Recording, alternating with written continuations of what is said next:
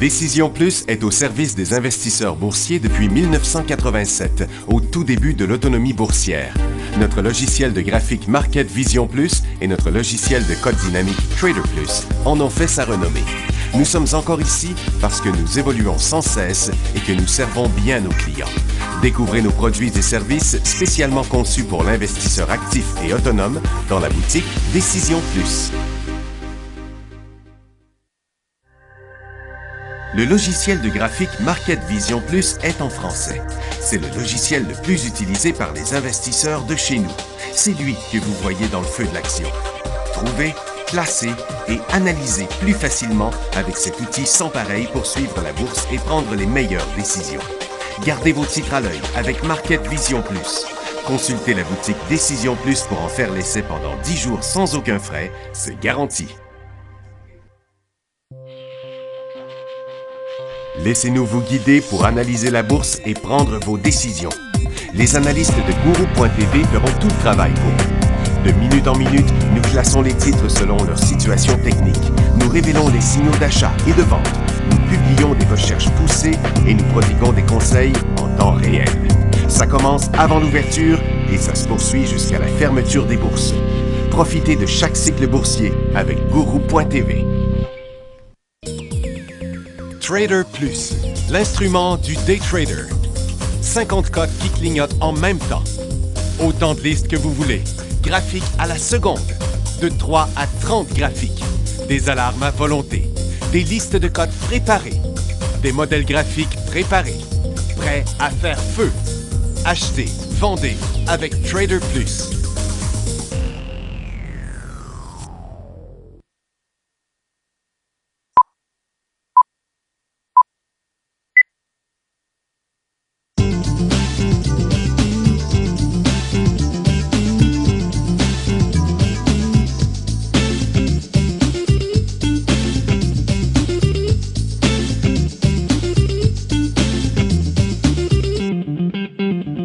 Bienvenue sur Décision Plus dans l'émission du Feu de l'Action. Il est 11h30 mercredi le 8 juin. Les marchés sont en légère hausse aux États-Unis. On est passé baissier au Canada.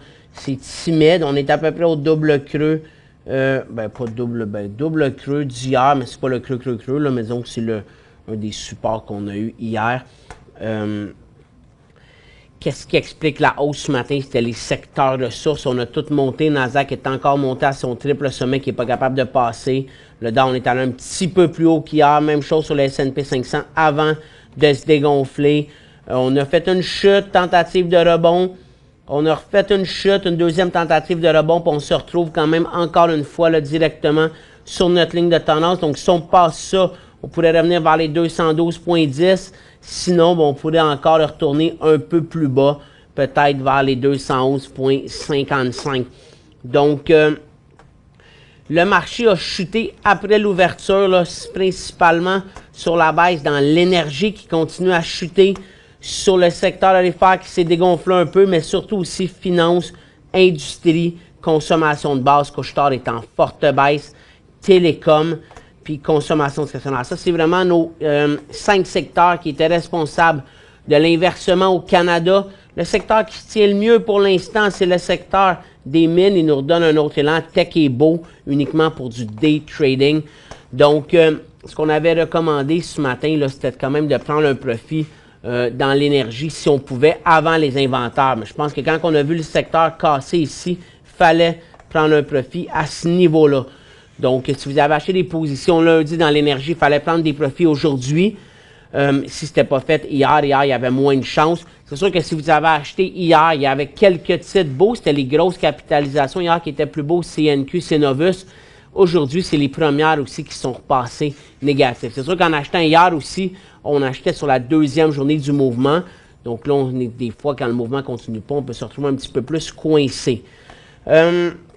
On a eu les inventaires de pétrole à 10h30 aussi, quand même beaucoup de volatilité. Hein. C'est arrivé ici, on a chuté, on a remonté, on est revenu, puis après ça, on a recassé. Puis c'est quand on a recassé la deuxième fois qu'on a fait le deuxième mouvement de baisse. Mais là, quand on regarde, on est encore une fois en train de rebondir. Donc, pas vraiment de direction sur le pétrole, qui est à 50,86 en ce moment. On est allé jusqu'à peu près 51,30 cette nuit.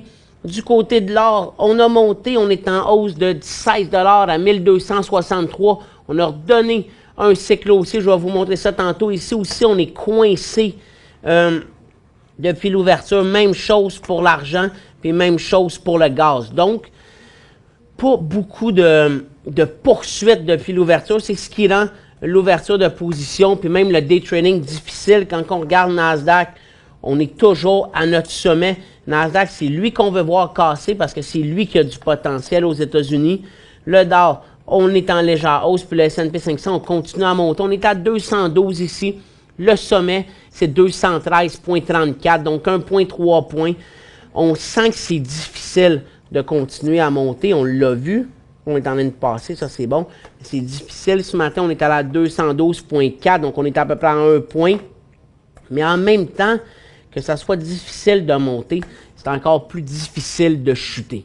Donc, ce qu'on disait hier, on n'a pas mis de choix d'analyse sur Guru.tv parce qu'on a dit, je pense qu'on est rendu à une étape où il faut conserver nos positions, prendre des profits quand l'opportunité se présente, mais il faut attendre avant de racheter. Il va falloir attendre de voir la réaction du marché quand on va atteindre les 213,4. Parce qu'on a environ, là, il y a 3 options possibles. La première, c'est qu'on va traverser cette résistance-là dans le même cycle. On va la passer comme si de rien n'était, mais on va la passer pour aller faire des nouveaux hauts. Puis on va briser un peu plus loin, mais on va traverser ça dans le même cycle. Le deuxième point, c'est qu'on va y toucher. Puis là, on va voir les gros fonds vendre leur position. Puis on va voir la cote, exemple, être ramenée. Donc, on verrait une cote haussière. On irait au sommet, puis après ça, on la verrait dégonfler. Jusqu'où? Ça, on ne le sait pas, mais ça serait l'autre cote qu'on verrait. Donc, on aurait une longue cote avec un faux haut, mais qui correspondrait à un nouveau haut. Puis la troisième option, ça serait qu'on atteigne le haut, puis qu'on fasse un petit peu de stabilisation pendant quelques jours à ce niveau-là, puis après ça, on aurait le mouvement suivant qui serait haussier ou baissier. Idéalement, le scénario 1 où on traverse la cote, c'est le meilleur pour nous, pour ceux qui ont des positions. Le scénario 2, c'est le pire, puis le scénario 3, c'est le meilleur pour ceux qui voudraient acheter sur un nouveau cycle après le sommet. Mais c'est dur à savoir. Donc, tant qu'on n'est pas rendu au sommet, je pense que c'est préférable de conserver nos positions. Donc, exemple, on a des positions dans l'énergie. On a pris un profit. Maintenant, on est à l'aise avec ça. On a une position dans les matériaux depuis environ une semaine et demie sur l'acier. On a pris des profits. On est à l'aise avec cette position-là. Maintenant, on peut laisser le marché travailler pour nous. On a quelques autres positions dans notre portefeuille qu'on n'a pas encore pu sécuriser, mais qui sont dans des secteurs qui se tiennent bien. Donc, je pense que c'est ça. Si vous avez de l'énergie ou des mines, puis que vous avez pris un profit, vous êtes bon. Dans le secteur aurifère, si vous aviez acheté vendredi dernier, aujourd'hui, vous avez peut-être une occasion de prise de profit, ça serait important de prendre ce profit-là. Parce que quand on regarde notre tendance, ici, notre couloir, on est directement dessus. On n'a pas passé. Si demain on redonne un autre coup, c'est positif. Mais on pourrait aussi demain se redégonfler un petit peu. Donc, pour le moment, dans le secteur aurifère, ce matin, ça avait l'air solide. On a redégonflé un peu. Donc, ça, si vous avez acheté Yamana, c'est le plus solide dans l'or depuis vendredi dernier. Lui, vous avez peut-être même déjà pris un profit. Sinon, on le fait aujourd'hui, puis on laisse aller. Si vous avez acheté des poussons comme Argonaut, exemple, vendredi, vous n'étiez pas en position de prendre un profit. Mais aujourd'hui, vous l'avez été. Vous l'êtes encore à 5,2 %.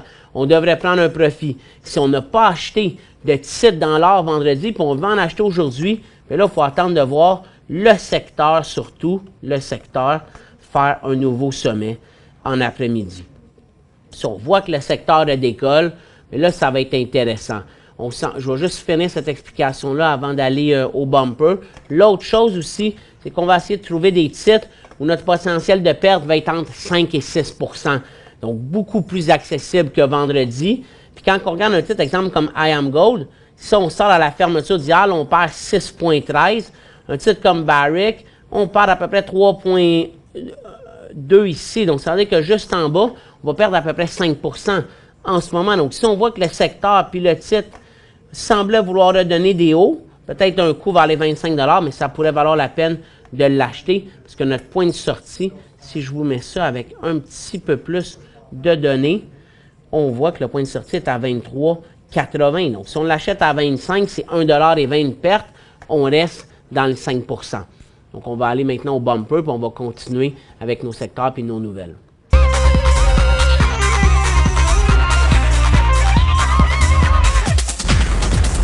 Donc, pour l'achat de position, le secteur aurifère est le plus intéressant aujourd'hui.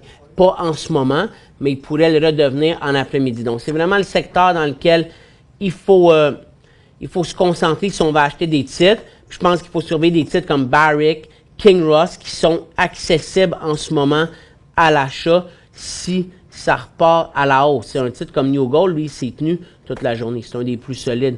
Aujourd'hui, on a eu 0 correction sur New Gold. Je vais remettre un petit peu moins de période pour mieux voir, mais on voit que lui, c'est un solide. Donc, si le secteur a repoussé un petit peu, puis lui aussi, bien, 5,40, 5,42, on aurait notre point d'entrée. On sortirait un petit peu avant les 5, 5 et 10, on perdrait 30 sous. La majorité des titres aurifères sont tous pareils. Il y en a qui ont continué, comme exemple à la Moss Gold. Moi, je ne le vois pas comme un nouvel élan aussi aujourd'hui, parce que la formation neutre est beaucoup moins claire que sur les autres. Dans le secteur argentifère, c'est la même chose, sauf qu'ici, vraiment, on est en hausse de 4 aujourd'hui. On a vraiment traversé notre couloir, parce qu'on avait moins rebondi, puis aujourd'hui, on rebondit encore plus fort. Donc, on dirait que le silver pourrait davantage continuer en ce moment. Des titres comme First Majestic, mais là, c'est 8 c'est rendu trop loin pour l'acheter, mais c'est parfait pour quelqu'un qui l'aurait acheté vendredi. Un titre comme Endover Silver, si on voit que ça repart, pourrait être un bon achat. 5 et 13, c'est notre potentiel. Donc, on se retrouve avec à peu près un 50 sous de potentiel, plus que 10 Pan American Silver, là, on est à 4,28. Donc, si en après-midi, il nous redonne un point d'entrée aux alentours des 20 et 15, on va se retrouver à peu près à 5,5 de potentiel de perte. Mag Silver, donc on voit que les titres d'argent aussi se tiennent mieux que les titres d'orifère en ce moment parce que l'or et l'argent est plus fort. Donc, un petit peu plus fort du côté de l'argent. Pourquoi Fortuna Silver, lui, il ne bouge pas? Bien, on a une nouvelle. On va la faire tout de suite. Fortuna Silver va acquérir la firme Gold Rock Mine sur croissance, le symbole GRM. Je vais aller vous le montrer dans un instant. dont le principal actif est la mine à ciel ouvert Lindero. On n'avait pas les détails ce matin sur le prix, mais c'est pour ça que le titre a dégonflé après l'acquisition. Donc, on a ouvert, mais on a tout perdu. Puis là, on est en train de remonter. Si je vous enlève un petit peu, ça pourrait en faire un bon pour de l'intra-science, en tout cas, parce que lui, il était beaucoup plus faible. Donc, il y a une raison pour laquelle il a chuté. Mais des fois, quand on achète des petites mines comme ça, le marché, il voit ça positif plus tard. Disons qu'on l'achetait à 7,80, on sortirait à 7,68. Donc, ça nous donne à peu près 2 % de potentiel de perte. Puis si on retombait à 8,30, si on remontait vers le sommet, on parle d'un 50 sous de potentiel pour 12 cents de perte. Donc, c'est assez intéressant de ce côté-là. Puis la compagnie qui voulait acheter, c'est Gold Rock Mine. Donc, on voit que lui, il est en hausse de 50 % de ce côté-là. Donc, dans les autres nouvelles qu'on a aux États-Unis, puis après ça, je vais commencer avec les États-Unis, puis je vais finir avec l'Asie. On avait les résultats financiers de Lululemon.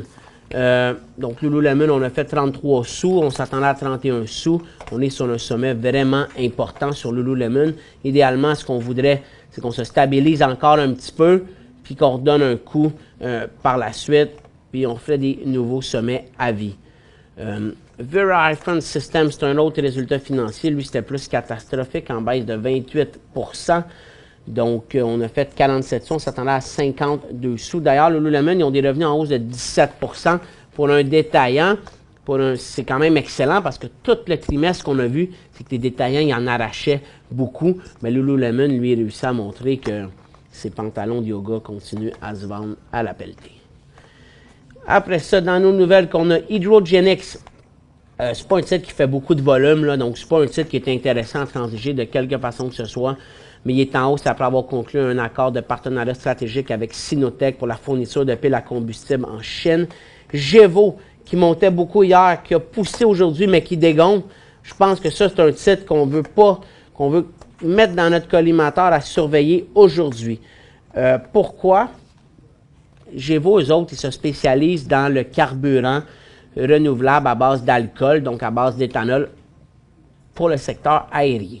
Donc, hier, il y a les 2 premiers vols avec leur carburant qui ont réussi dans la Skyline. Les avions, les 2 vols, c'est de Seattle à San Francisco puis Seattle à Washington. L'avantage de leur carburant, c'est que c'est un mélange de 20 d'éthanol puis 80 probablement du jet fuel.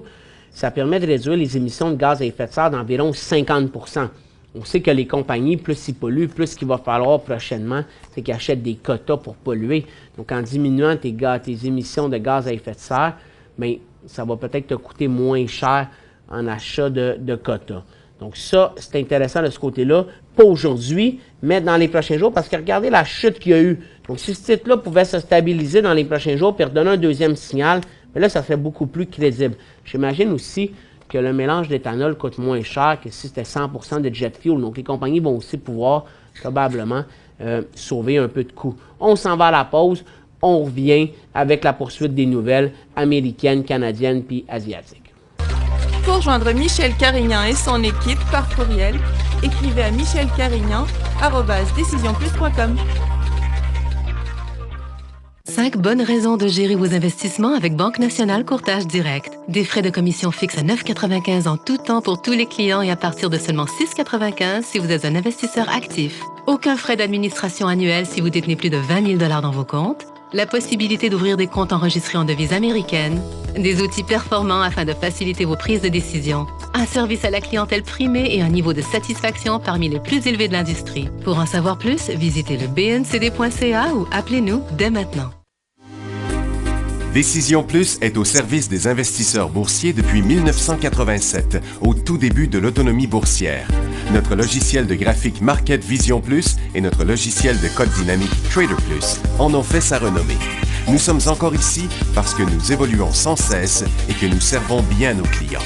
Découvrez nos produits et services spécialement conçus pour l'investisseur actif et autonome dans la boutique Décision Plus.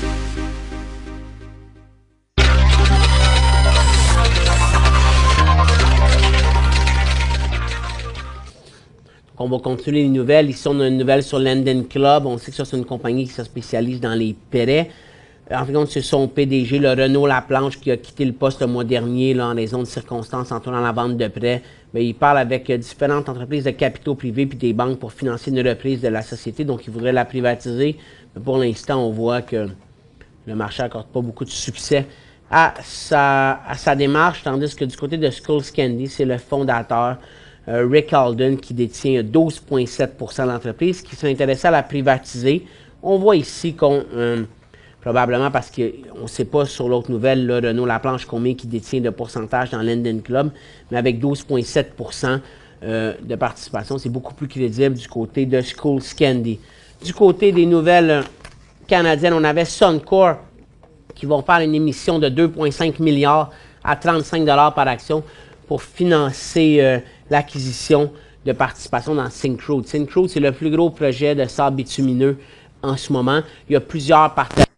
Le principal partenaire, c'est Canadian Olsen. On sait que Suncor a acheté Canadian Olsen un peu plus tôt dans l'année. Donc, Suncor, c'est devenu comme ce qu'on appelle en anglais le General Partners. C'est celui qui s'occupe du projet, le gestionnaire opérationnel. Je pense mais qu'il voudrait racheter tranquillement les participations des autres compagnies. Je sais qu'il y a Nexen là-dedans qui a été acheté par des Chinois. Je pense qu'il y a Imperial Oil aussi. Puis je crois qu'il y a une compagnie américaine, mais je ne sais plus c'est laquelle. Du côté de Fortuna Silver puis Gold Rock, on a fait la nouvelle. Puis Canadian Energy Services, ben, eux autres annoncent la clôture de leur placement de 92 millions. Donc, le titre est en bonne hausse. On avait quand même plusieurs nouvelles aux États-Unis, je veux dire en Asie. Donc, on va aller voir ça. Premièrement, le dollar américain chute encore. C'est ce qui aide vraiment l'or à pousser. Puis aussi le pétrole et le dollar canadien qu'on va voir dans un instant. Ici, le dollar canadien à 78 sous. Là, on a dégonflé un petit peu, mais ça reste solide, le dollar canadien. Donc, on se dirige. Est-ce qu'on va se rendre au sommet 79? Je ne le sais pas. Ça va dépendre jusqu'où le pétrole peut aller. Moi, je pense qu'à partir de 53 $, il va commencer à avoir une pression de correction sur le pétrole parce que ce qu'il faut qu'on sache avec le pétrole, c'est que plus qu'on va se stabiliser là, en haut des 45-50, plus que des puits vont repartir. Là. Tous les puits qui ont été fermés au ralenti aux États-Unis vont repartir. À tous les vendredis, il y a la firme de forage américaine Baker Hughes qui publie son rapport de forage. Puis le vendredi passé, son rapport du nombre de puits qu'il y a. Puis vendredi passé, elle a dit que le nombre de puits avait augmenté. Il a augmenté de 11. Je pense qu'on est passé de, disons, 385 à 396. Je pense que, voilà un an et demi, on était en haut de 1000 du nombre de puits. Donc, il y a beaucoup de puits qui ont fermé. Mais c'est la première fois en 11 semaines que le nombre de puits augmentait. Donc, c'est pas la quantité que ça a augmenté. C'est la première fois en 11 semaines. Pourquoi? Parce que toute la semaine passée, puis depuis quand même quelques semaines, le prix du pétrole s'est stabilisé en haut de 45. On est resté longtemps de 45 puis 50. Puis là, aujourd'hui, depuis le début de la semaine, on a passé les 50. Donc, si on reste là, il va encore avoir un nombre de puits qui va augmenter probablement vendredi cette semaine quand ils vont publier. Plus que le nombre de puits augmente, plus que la production pétrolière augmente, puis plus qu'on va retourner avec un excédent d'offres. En ce moment, ce qui aide aussi, c'est qu'au Nigeria, il y a beaucoup de guerres. Le Nigeria, c'est quand même un pays qui produit 1,6 million de barils par jour. C'est pas négligeable. Puis en ce moment, on dit que la production pétrolière au Nigeria, et on ne sait pas c'est combien le chiffre, là, parce que les données dans ces pays-là ne sont pas fiables, mais on sait que c'est fortement moins. Disons qu'il y a 1 million de moins de barils par jour depuis environ une semaine au Nigeria. Mais ça, en fin de compte, c'est presque l'excédent. L'excédent, on dit qu'il est autour de entre 700 et 1,5 million de barils par jour. Donc, quand on enlève 1 million de barils, on se retrouve avec un marché équilibré. C'est pour ça que le pétrole, il pousse. Mais là, les États-Unis vont produire davantage, donc on va retourner avec une offre. Puis après ça, quand ils vont régler leur conflit au Nigeria, mais eux autres aussi, ils vont pouvoir leur commencer à produire. Puis là, on va se retrouver avec un excédent encore plus important, puis c'est là qu'on pourrait voir le pétrole a rechuté. On ne parle pas de ça sur 2 jours, là, tout ce que je suis en train de vous parler. Mais tu sais, ça peut être sur une période de quelques semaines. Mais on peut penser que les pressions à la hausse du pétrole vont tranquillement s'arrêter. C'est pour ça que je parle d'un 53, 54. Je ne vois pas le pétrole aller à court terme à 60 $, là, à moins qu'on ait beaucoup de bonnes nouvelles. Puis tantôt, je vais vous montrer que ce n'est pas la croissance mondiale qui va faire pousser le baril de pétrole. Donc, on s'en va au yen. Le yen aussi est en légère hausse par rapport au dollar américain. Le Nikkei nous montre un petit décollage parce qu'on a revisé le PIB du premier trimestre à la hausse. C'est passé de 1,7 à 1,9 sur une base annuelle. 1,9 c'est quand même une croissance qui n'est pas négligeable en ce moment. En Chine, on était à 0, mais on avait la balance commerciale qui a montré une légère hausse du surplus à 50 milliards, mais on s'attendait à 57 milliards. Ce qui est positif, par contre, c'est que les exportations sont en baisse de juste 4,1 en ligne avec les estimés.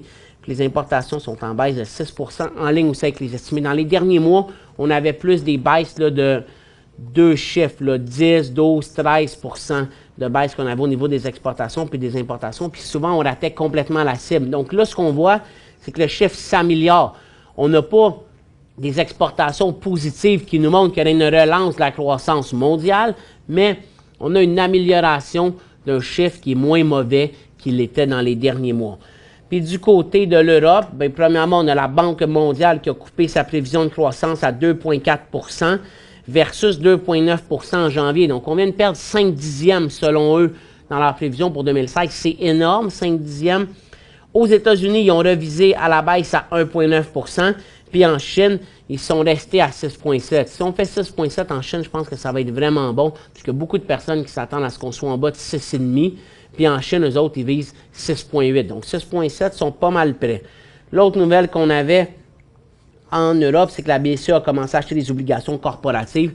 On en parlait la semaine passée qu'elle allait commencer à les acheter le 8 juin. Donc, ils ont acheté des obligations des services aux collectivités, des assurances, des télécoms. Puis les obligations d'État, eux autres, sont à des records de bas. Donc, exemple, l'Allemagne, 10 ans, est à 0,066. Donc, 0,06, là, c'est 6 centièmes. Donc, on s'approche ici vraiment beaucoup des taux négatifs en Allemagne. C'est l'obligation qui vaut le moins cher. On s'en va à la pause, puis après ça, on continue avec vos questions d'hier.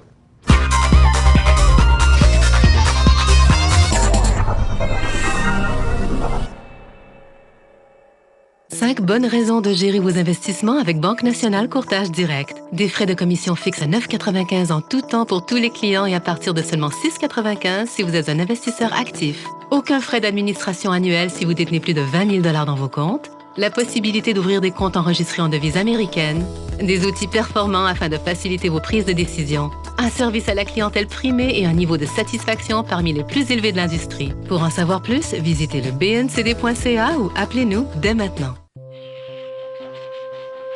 Laissez-nous vous guider pour analyser la bourse et prendre vos décisions. Les analystes de Gourou.tv feront tout le travail pour vous. De minute en minute, nous classons les titres selon leur situation technique. Nous révélons les signaux d'achat et de vente. Nous publions des recherches poussées et nous prodiguons des conseils en temps réel. Ça commence avant l'ouverture et ça se poursuit jusqu'à la fermeture des bourses. Profitez de chaque cycle boursier avec Gourou.tv.